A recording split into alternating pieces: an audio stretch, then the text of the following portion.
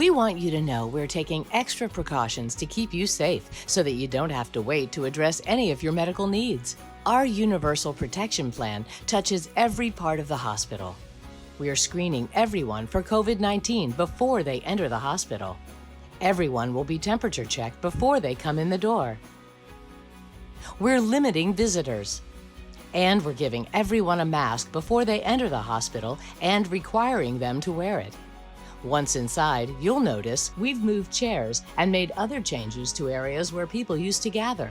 This helps us maintain an environment of social distancing. And we're frequently disinfecting all surfaces and every area of the hospital. You'll see our team members out and about, thoroughly sanitizing and cleaning.